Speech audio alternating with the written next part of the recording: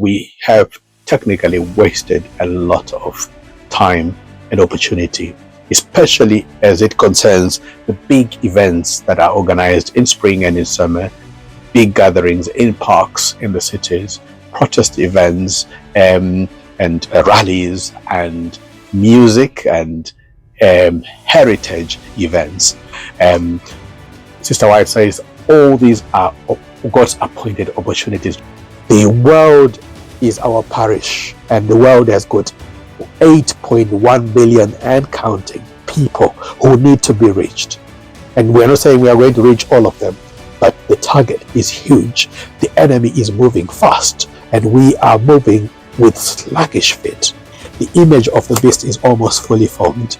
Next is the enforcement of the mark of the beast.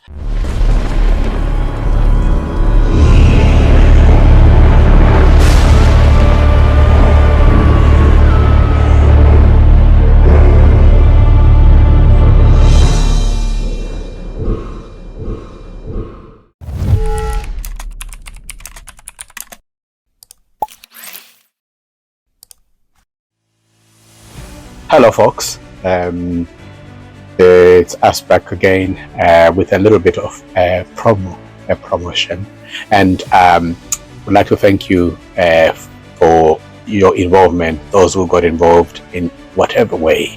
Prayers were ascending, and moral support and financial resources, physical presence. We had a very glorious mission in the Easter, and we gave you a report.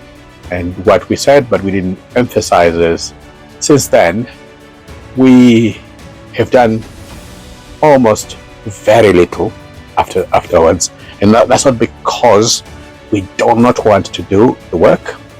The work is there always. The harvest is plenteous, but the laborers are few.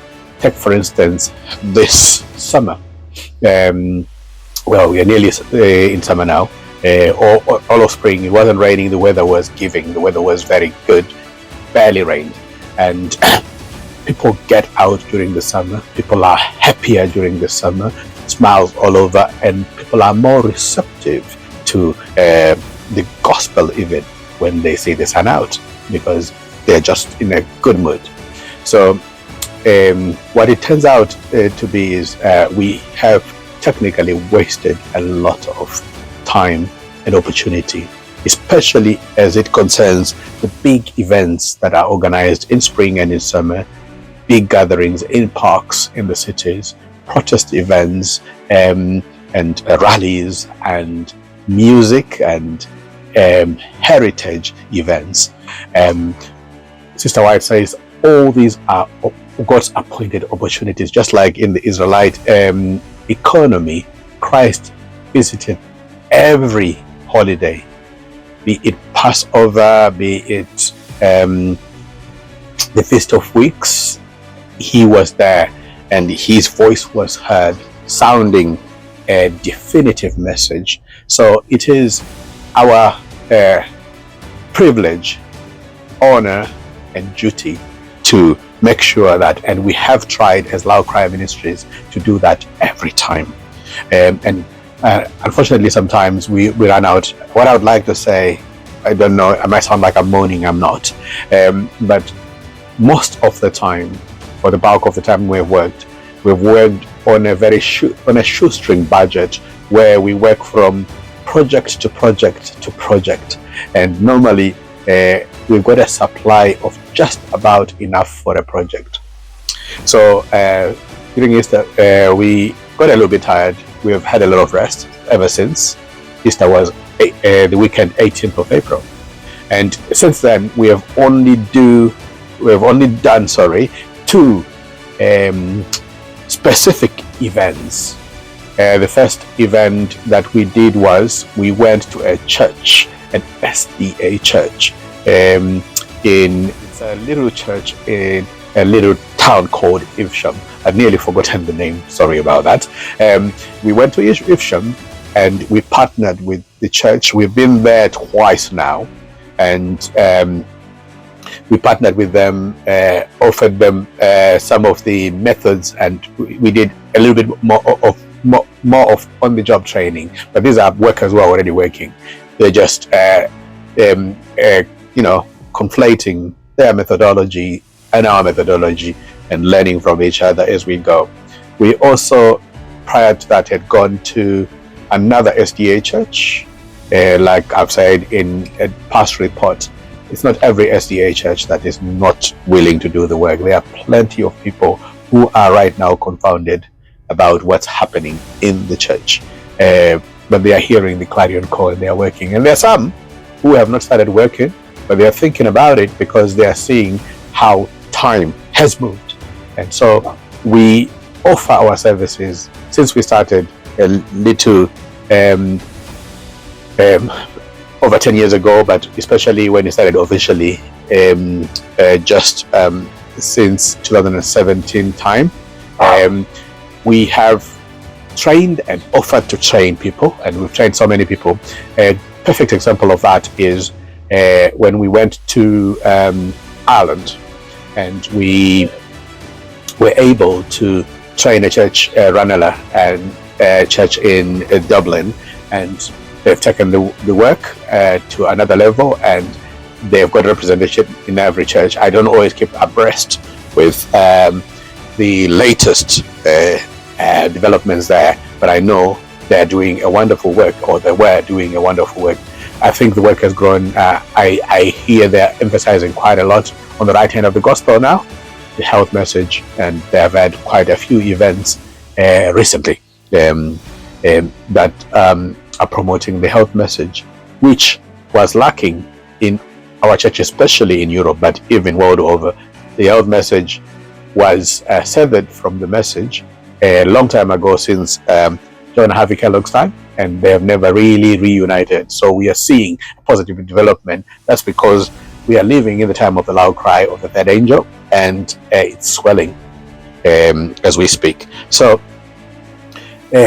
we constantly come to you to ask for help in doing this. We can't do it alone, and you have been supportive, but we are asking kindly for more sustained support. There are people who support us on a weekly, and we are truly thankful, but it's a little less than a drop in a bucket what we are getting. Not that we are not appreciative, we are 100% appreciative, but if we could have more, much more widespread work would be done, and we can be a part. You can help us to hasten the second coming of our Lord, and we can go home. Yeah. So we are always constantly working. We also do not wait for the events. I've said this, and I have to say it again, but while we have done the churches, we've also done, it was just this weekend, I went to Milton Keynes. There was a Zimbabwean heritage festival in Milton Keynes Central, and I went there. It was meant to be paid for, but because we don't have a lot of resources, I negotiated, and they managed to allow me to work, but I couldn't have a stand. I was just there alone. We're testing this crowd, and a great work was done. In fact, I have got the evidences. All these flattened boxes were the ones that we're supposed to give. This is the magazines, Pack of the Great Controversy, another Pack of the Great Controversy, and a box of Ministry of Healing, which is 30 books. So it wasn't a grand mission, but just a little over 100 books and a little bit over 100 magazines. So about 200 bits of material. That's what we were concentrating on, what I was concentrating on. And I started another box there of these books. But here I've got some boxes just to try and do a demonstration of how we literally work. Those boxes, we've been working them over time. And to be fair, we have not done as much as we should have done, because this was since we came back to you. And how we do it is, this will be full, and every opportunity, anyone, any electrician, plumber, any service personnel who come to your house, anyone you meet on the high street, if the Holy Spirit impresses. And what I tend to like to do also when we go for grocery shopping, I'll go in the car park, and in no more than 30 minutes, sometimes 50 minutes, 1 hour, you can down a box, especially of these, because there's more of these. You can literally empty this in about an hour in a car park. I don't like shopping, so my wife would go shopping and I just stay and I talk to people, and before you know it, in about an hour's time, you could empty. This is 52 books. It's possible. We got many different books that we buy, because variety is the spice of life. Yeah. So this part of the work that we do without organizing the work, and because we didn't have a lot of materials, it was pointless to organize a big mission. And hence, when we went this weekend, this is what we have, what we had, and the reason why we're here. This is all that we have of the materials left. I said I ripped this one because I had to use it as an illustration, and I gave it to someone, but they were not stickered, so I was using it as an illustration, and I might use the book because I think it's a very topical book. So we have done this collaborative work with the churches, and this summer, like I said, is full of opportunity to do the work. For instance, there are a lot of events that are organized. We are admonished by Sister White never to miss all these big events, because these opportunities are fast going away. And the next one that we know of and that we are planning to go is the 21st of June. It's focusing on geoengineering and chemtrails. People want to conscientize people. They are protesting about it, and we know that there is a lot of dodgy business that's been going on, taxpayers' money being used and abused, all in the name of climate change, and this has been happening since 1945. And we would like to tell you that it's vapor, it's not. It's a good proportion of the periodic table of element, including aluminium, nanoparticles, graphene, you name it. They are spraying us, and we are none the wiser. They've been calling us, because they're calling people conspiracy theorists for exposing it. That's a CIA tactic for discrediting anyone who is pushing what they don't want people to know. But the interesting thing is the UK government has admitted recently that they are going to start doing it. They've been doing this since 1945, newsflash. But also the Met Office, and we've done videos upon this, Met Office has admitted to this macro level geoengineering, and people are fed up with their money being used and their health being affected, the sun being dimmed and dumbed down, and yet we know that the sunshine is one of the 8 doctors, 8 laws of health, the new start, the God's plan. So we need access to unpolluted and uninterrupted sunshine in order to get health, vigor, healing, and so that we can actually be able to connect even with our God spiritually. But they're trying to make people sick because that makes money, and in their twisted logic it makes sense, because a lot of them are eugenicists and they're trying to reduce the population because there's too many people on earth. So they're literally just playing God. Yeah. So there is that one. On the 21st of June, they are actually protesting.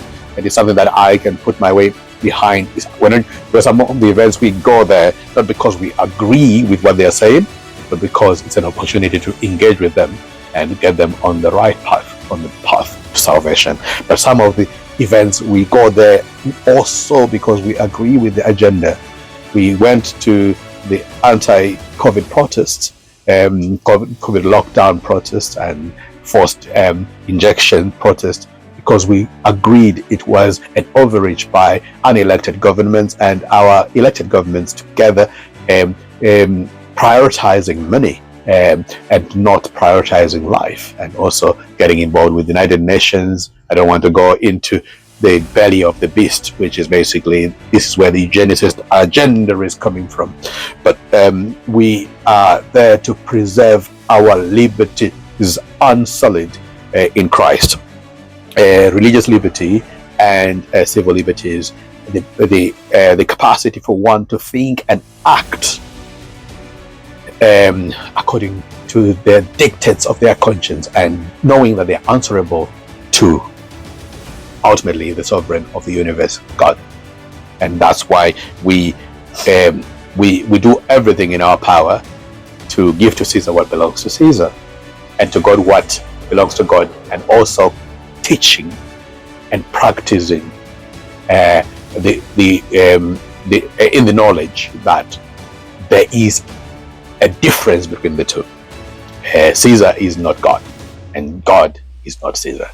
And they, by saying, give to Caesar what belongs to Caesar and to God what belongs to God, Jesus literally parted this, and that's the separation of church and state. I'll talk about it a little bit more, especially much further on.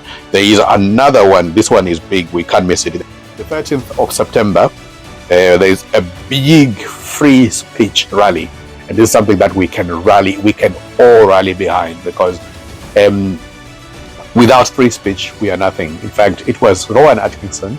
Some people know him as just a comedian and as a funny man, but he can be quite serious, and he's an Oxford, I think, or Cambridge graduate. He's quite a learned man. Yes, growing up, he had some challenges, but he is quite eloquent, and he's made it in life, and he makes a lot of sense. He's got a video that we have used in the past about liberty and free speech, and he said in life they are fundamental things that we need. And he said the first is food in your mouth, food in your belly. The next one is clothes on your body and shelter. And these are the 2 or 3 things that he said are the most important, basic. And he's right. And he said the third is the freedom for one to express himself, freedom of speech. Because without freedom, we're literally just slaves. And right now, there is a political overreach with all governments and censorship on steroids. God is still holding back so that we can still talk about it. But the trend is that they really want to take your freedom away. And this is a free speech rally, a celebration, and it's centering Tommy Robinson. Whatever it is that you may think about him, you can't fail to acknowledge that there's been a lot of lawfare involved. And Tommy Robinson could be you. Just like, I'm going to use another example, Nigel Farage, even when Coates switched off his bank account. This is exactly a fulfillment of Bible prophecy. Whatever you think about Nigel Farage, and I'm not here endorsing either of the men, but I'm endorsing the concept behind it, especially the concept of free speech, which Tommy Robinson now represents. If we don't have that oxygen of freedom of speech and expression, and that freedom and even the right to a free trial and a free and fair trial, then life is not worth living, even from a civic perspective, but even more so in the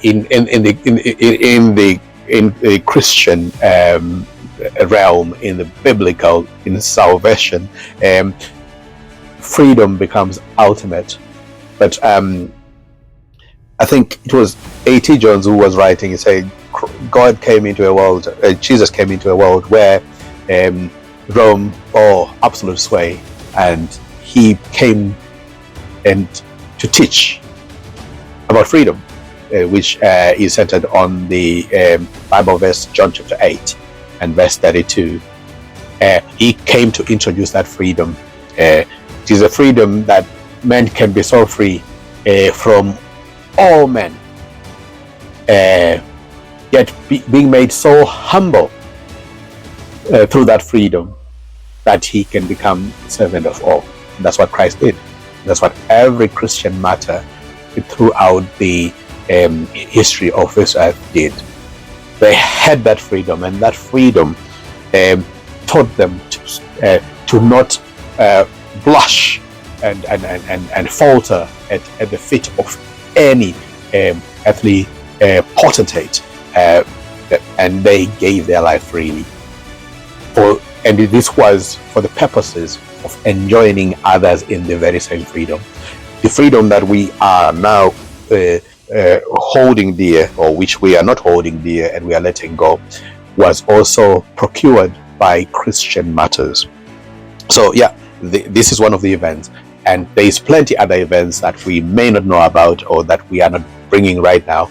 But the request that we are giving is, help us help God. We need more resources to be able to actually plant these seeds. The time is coming when the work of literature will not be done. Sister White actually says only the work of medical missionary will be left during the Mark of the Beast crisis, which we, I believe, have entered already, but it's intensifying. And as the Mark of the Beast crisis is intensifying, so is the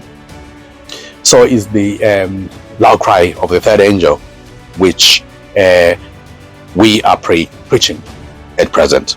So help us help God. This event is going to have international speakers. It's got mega, it's got MAGA. A lot of people are going to be coming from the United States of America to actually talk about free speech, and there's been a bit of headbutting between the British government and the Trump administration. People like J.D. Vance saying that Britain has lost its way with freedom, and a lot of truth is in it, but we don't do politics. And need I remind you, we don't do politics. We are commentating on the issues that affect us as far as Bible prophecy goes. So let me talk about a few current events, but yeah, before I do that, let me just remind you, the reason for this video is that we are appealing for resources, financial resources, prayer. We also, I can't even talk about boots on the ground, because if we have boots on the ground, this is nothing. We cannot do any significant work. So, but we will also appealing for boots on the ground for when God has provided, which has never failed. More and more God has been giving us more, but we could use a more consistent supply of means. We have got a work to do. Opportunities are still coming, and we need to make use of them while we still can, because a time we are going to regret these moments. A time is coming when we will not be able to do this. And so I wanted to talk about a few current events. Some of them are happening in the church, and some of them are not as current, but let me remind you of our calling vis-a-vis where we are as a church corporate, General Conference Church.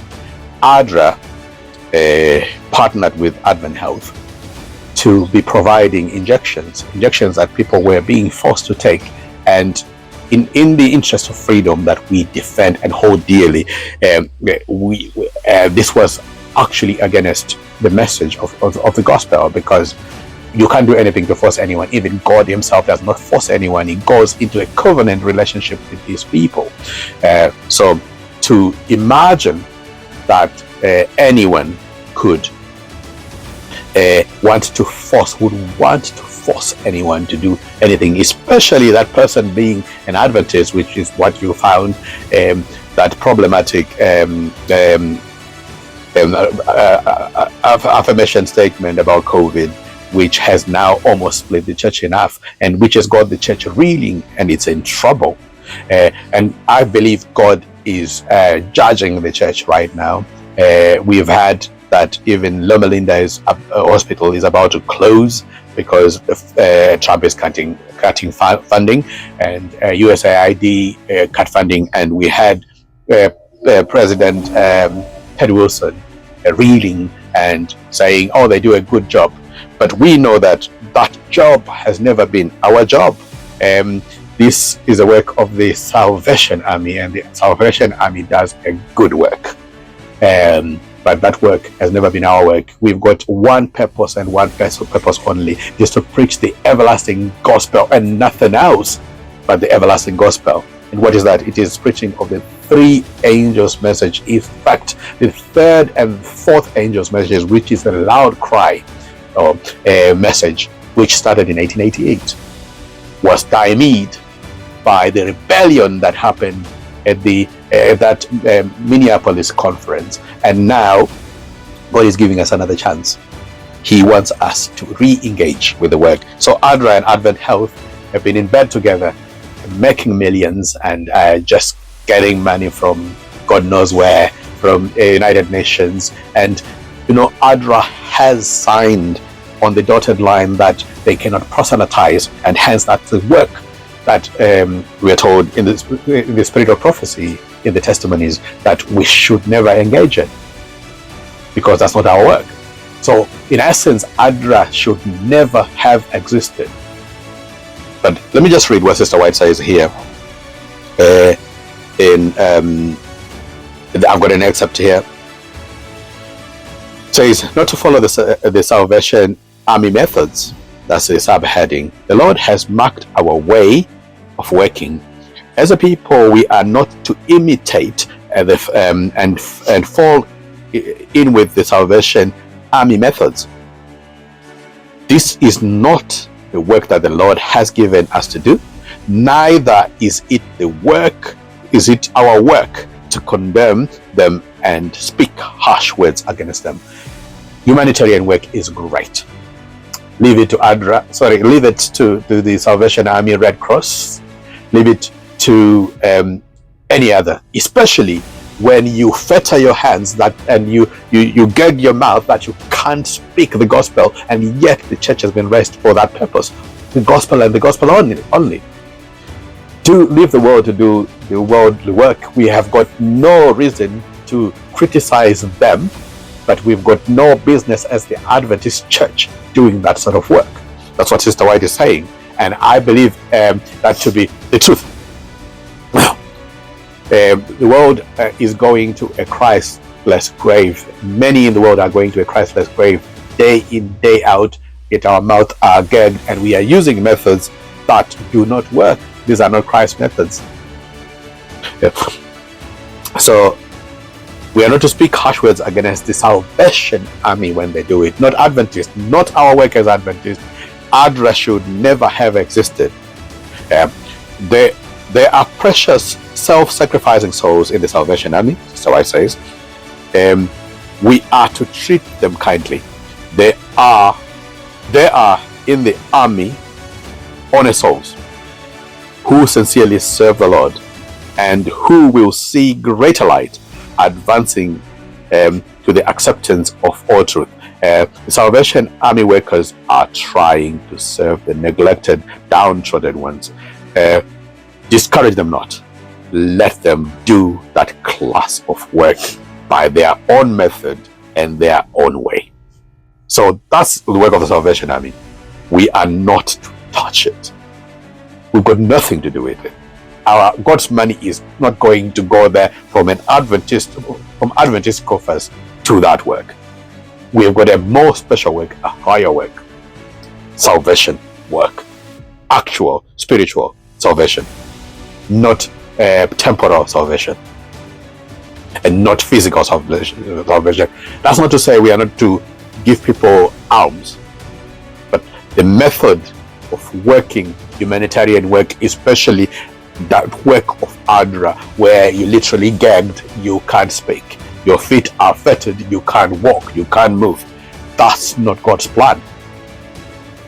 But the Lord has plainly pointed out the work of the Seventh-day Adventists, the work that the Seventh-day Adventists are to do. That's from Testimonies, volume 8, page 148 to 145. 184, to 185. So we're seeing a similar work happening in a lot of Adventist organizations. There's Advent Health, which is now in bed with Disney. They've signed big deals with Disney.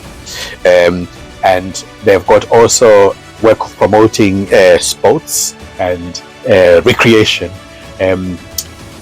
Just last year, December, January, they were promoting a worldly person with tattoos all over and on a Sabbath, and their arena was hosting American scripted wrestling on a Sabbath. That's Advent Health. And whenever you speak about this, the General Conference will try and disown Advent Health. But here's the hypocrisy. The same organization will be on the yearbook year by year. And when we were in Scotland, which we have not spoken about, and we had promised that we were going to speak about, we've been busy. But the Scottish Mission wrote and said they couldn't find us on this on the same yearbook. The same yearbook where you've got ADRA and Advent Health, who are involved in abortion, you name it, abortion clinics, Disney promotion, competitive sports, wild fake sports, you name it. But it's not just Advent Health. Apparently, I didn't know until a few years ago, there is also another consortium which is called Adventist Health, and they're doing exactly the same thing. They've got complete with an arena that promotes worldly sports, and these are the things that we are said to promote, and they get also their funding from the world. And it's clear that God is now cutting, just like Cyrus cut the flow of water into Babylon. These are in bed with Babylon, and God is about to cut the supply of water, the supply of means, even of people, away from these. Loma Linda, you saw that guy who wrote his book. What is his name again? Browns. I can't remember his name now. Who was literally just promoting the papacy. So while we are busy promoting these entities, and I know Adventist Health does not normally get help from us, but ADRA, we have had. Yes, Adventists have been donating to ADRA. I used to be the #1 collector in my church at some point, collecting for ADRA. But knowledge is power, and Christ says we shall know the truth, and the truth shall make us free. And now, never will I have even a penny go to ADRA, because that's not our work. And ADRA, like I said, they had injections and PPE sent to Tanzania. You know what happened to the president of Tanzania? He was speaking truth, and he was killed, and they say he died of COVID. But the Bible says you shall know the truth, and the truth shall make you free. So ADRA is on the other side, supporting United Nations, the Vatican, World Health Organization, World Economic Forum, which is a capture of the consciences of people. And yet Magufuli, John Magufuli, the president of Tanzania, was doing the actual opposite work.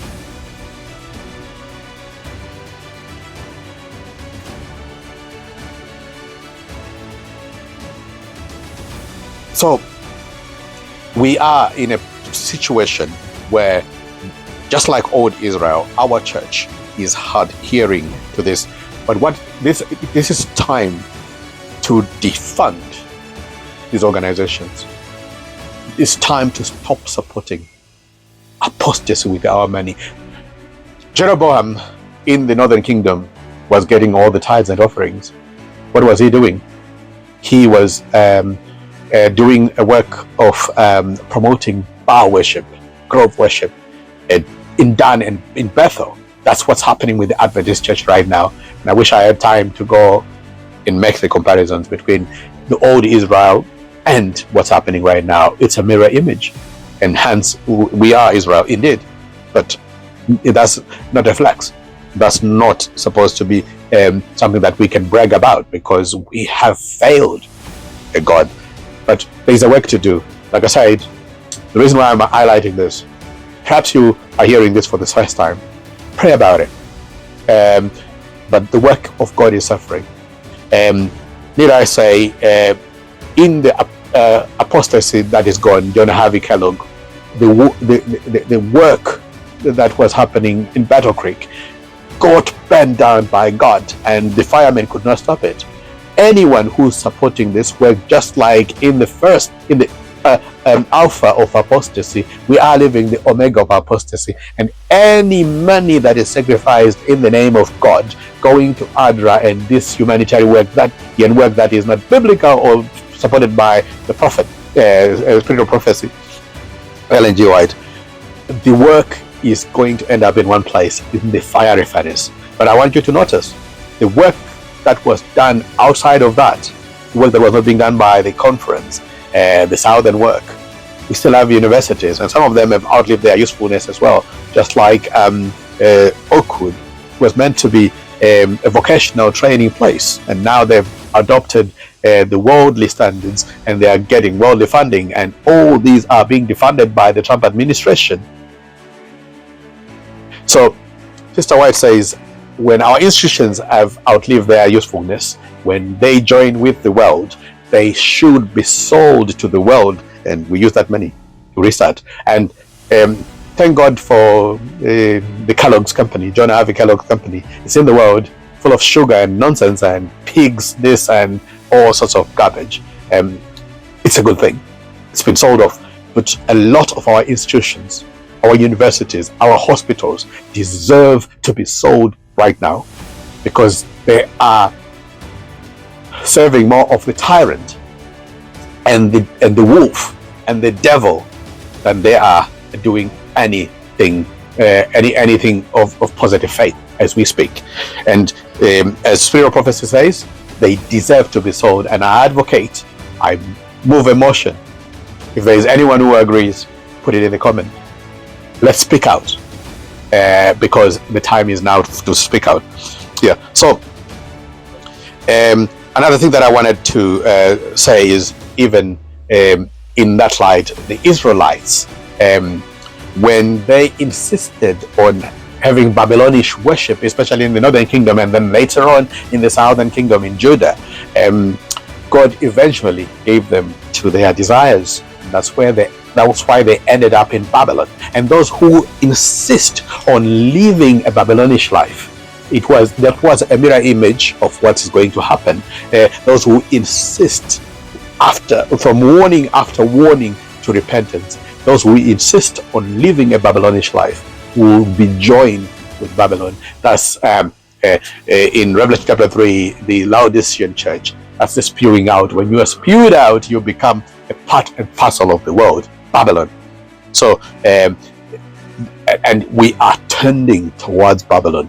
All of these organizations are in bed with Babylon, and we have the president, Ted Wilson, saying they do a good job, because he even mentioned that his father. It's not a flex. It's not something that you can be proud of.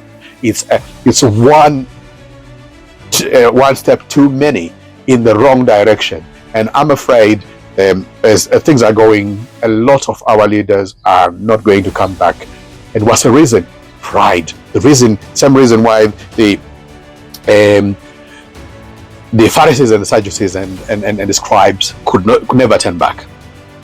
But also in the world, a lot of things are happening right now as we reach this crescendo of the loud cry. A lot of things are happening in the world. In Liverpool was celebrating their victory of the Premiership, English Premiership, and a man drove into the crowd. The reports from Sky and everywhere were saying he followed an ambulance and he ran over and injured up to 50 people, 53 people actually, and according to Sky again, there were 4 children among those injured, and they needed hospitalization, and up to 27 people needed hospitalization. But here's the interesting thing, and they said one child out of that was seriously injured, and they say the man was 53. It was up to 50 people injured. The man was 53. He was white, and they said the police are not looking at that as a terror, and they are not looking for anyone in connection. But is it me, or consistently when a crime, just like New Zealand, Christchurch crisis. As soon as the person is white, then it's not terror. As soon as it's a different person, what kind of reporting is that, and what does it actually mean? I'm highlighting the issue that there is not equal justice in this world, because to me, if anyone drives deliberately his car in a crowd, to me, my children, my family, that person is a terrorist, proper. And some of the people that, vis-a-vis Tommy Robinson, who refused to give his phone, and his reason was because he was a journalist and he wanted to protect the interests of the people, these sources of information. They classified him as a terrorist.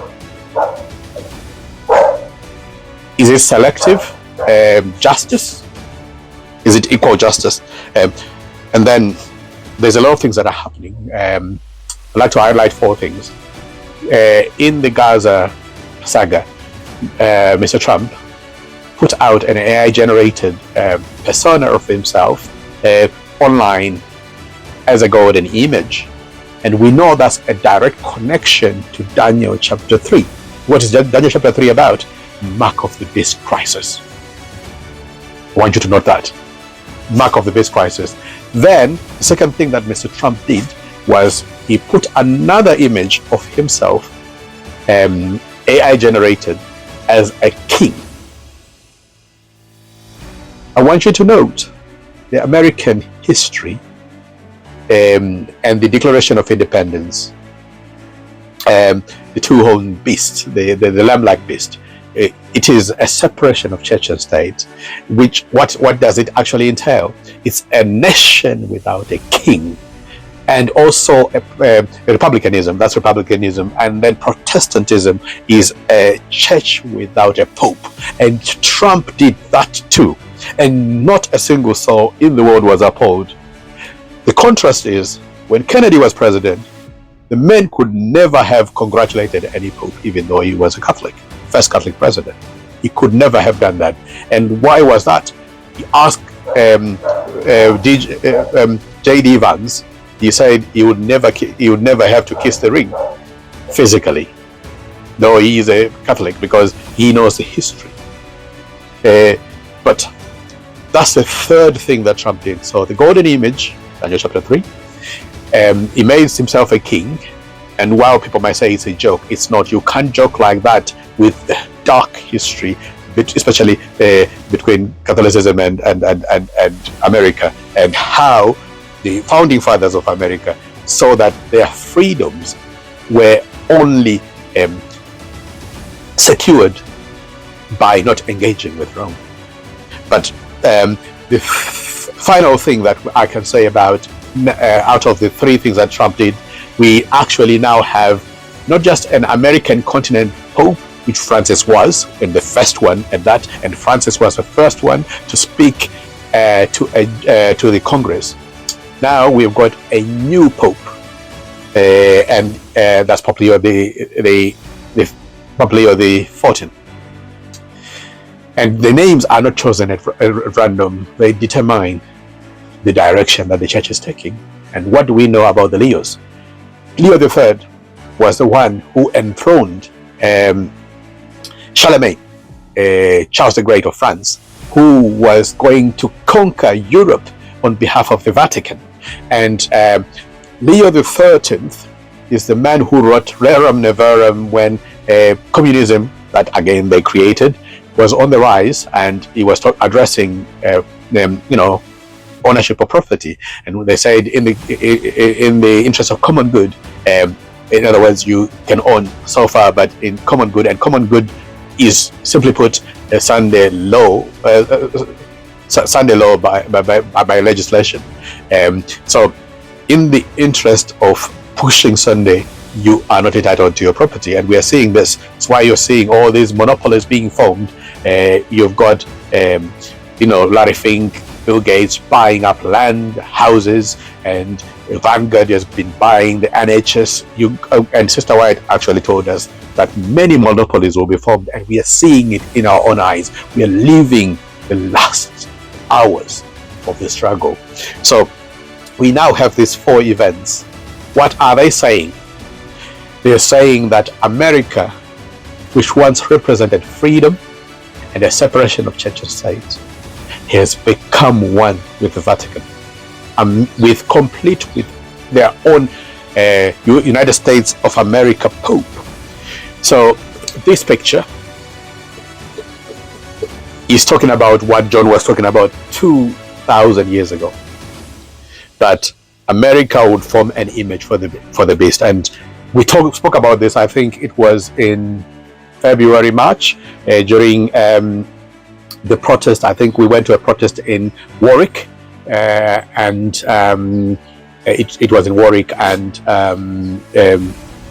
Leamington Spa. And I remember speaking about this and how uncanny is this. The Great Controversy especially addresses issues at hand, socially, politically, economically, the whole fabric of our being. This book explains how there is an overreach with the New World Order as it is coming from the beast of Revelation 13, which is the Vatican, and how America would form an image to the beast. And like I said, this cover is brilliant because Revelation 13 is about how the Vatican is being mirrored by America. And this is interesting. It's almost like there's a line of water and this looks like now the image, although this is the image. But what has been fulfilled with mathematical accuracy in the very architecture. In front of this is St. Peter's Basilica and the obelisk. In front of this is also the Washington Monument, the obelisk, which was gifted by the Vatican to the Americans to form an image for it. Most importantly, to understand the socio-political, economic structure of the world right now and how all of it is being run by the Vatican for the Vatican, using their many fingers, including America as the number one finger. And the aim of the Vatican is to make everyone Catholic again. And right now, our mandate is to make sure that we resist the encroachments upon our personal liberties, because the Vatican, whenever it gets into power, it's a dark age. It ruled from 538 to 1798, and it was a dark age. And right now, it will be another dark age in this great light, in this enlightenment, where people have got so much knowledge on their fingertips. People are confounded. These books, if anything, they prove that the Bible can be trusted 100%, and God is real. They are not wishy-washy, because all of them, both of them, were 100 years ahead of their time, and we are living them.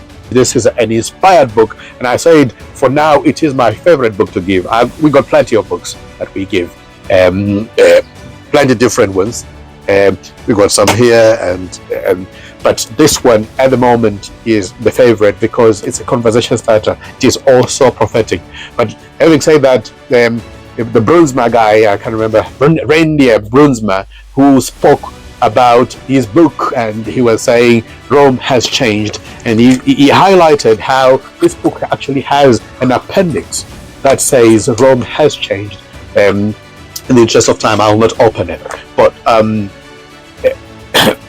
while I support this and it's complete, but the appendix in this is a lie and is of the devil, that was done by the Ellen White estate under the guardian care of what do you call them, the Jesuits. So this book I support 100%, but the one inset that is saying that Rome has changed, can a leopard change its spots, or an Ethiopian his skin? Rome has not changed, will never change. But this remains at the moment my best cover, because it's showing how completely, even in architecture, but also especially in actual spirit, complete with Trump purporting himself as king, as pope, and now also as a golden image. That's Nebuchadnezzar. So what are we saying? With Donald Trump's antics, with a new pope, Now this is more firm. The United States of America is now fully formed, or almost fully formed, an image to the beast. What does this then mean? That means our time of liberty, our time of probation, our time to have a chance to actually preach. And thus says the Lord, the three angels' message, indeed the third and the fourth angel's message, which is the loud cry, is now. It's now or never. And as these things are happening, we are also seeing that these messages are becoming more sharper. And Sister White said that the testimonies will be sharper than even what John the Baptist has to get to give. What is that third angel's message again? It is the righteousness of Christ, as contrasted with the mark of the beast crisis. The beast forces Christ and negotiates, and he persuades, and that's what the gospel is. Right now, thanks to COVID, a lot of people have woken up, and the loud cry is indeed taking shape. Far from what the BBC has put out, and that Christianity is dying or swindling, more and more people are finding Christ thanks to this crisis, thanks to these lies, because as the lies are compounded, people will see through them and they will begin to question their paradigm, and only the truth will shine. And Christ is right now shining. There's many people who have now come to Christ. So we are saying to you, we are appealing to you, remember this is a promo that we are appealing for funds. That's because if every time we do a project, we get the funds, we do not have to just work events. Our work is perennial. The enemy is not resting. Bill Gates is buying up land and doing what he can. He's investing in bugs and crickets and all that, and he is sleepless and is restless. Even the devil himself never catches a wink. In fact, in the Great Controversy, we are told by Sister White, impending conflict, that the devil is busying himself with getting to capture people. And where is that resistance from God's people? Are we alive at all? Do we see what is happening? We are in a great controversy, aren't we? How come it's only the devil who seems to be throwing the punches? So it is time for now for us to defend the faith that was once delivered unto the saints, to defend the honor of Christ, and to preach the loud cry of the third and the fourth angel. And this is where you come in. On the 21st, there is going to be a protest about what you call them chemtrails, and people are realizing that this geoengineering on taxpayers' dollars, which is meant to poison us, like the great what's his name? The American former Foreign Secretary Henry Kissinger, who was in these leagues, is famed to have said, once the world accepts forced injectables, it will be game over. We in this room, which we are addressing, we stand to gain because we are all invested in the pharmaceutical products, he was saying. And he said the ship will pay for the culling, much like a slaughter. And right now, that's what's happening. All the injections, we paid for them. All the project that they are doing, geoengineering, you name it, the taxpayers' dollars, pounds, are being weaponized against us. And what are they doing? Whatever house goes on the market, BlackRock buys it. There is Vanguard buying the NHS and all the other establishments. BlackRock now controls most of the companies. And Larry Fink, who came with Bill Gates to England in November of last year, didn't take two months for the people that they had meetings with, Rachel Reeves, Keir Starmer, to put a budget in which 20 farmers were levied with 20% ridiculous 20% inheritance tax, but a few months after, they removed all the subsidies. And now farmers will be forced to sell. And who will likely buy that land? Bill Gates is already doing that. And look what he did when he went to Kenya. He went to Kenya and looked for immunity for himself. I read the document. The document said that there were people who were excluded from that protection. Was every Kenyan citizen. So to every Kenyan citizen, you work for Bill and Melinda Gates at your own risk, and you risk litigation from the Kenyan government. However, Bill Gates had managed to secure himself a nice cushy exemption. But here's the question now: if Bill Gates isn't a criminal, why is he looking for immunity? Obviously, this is a rhetorical question.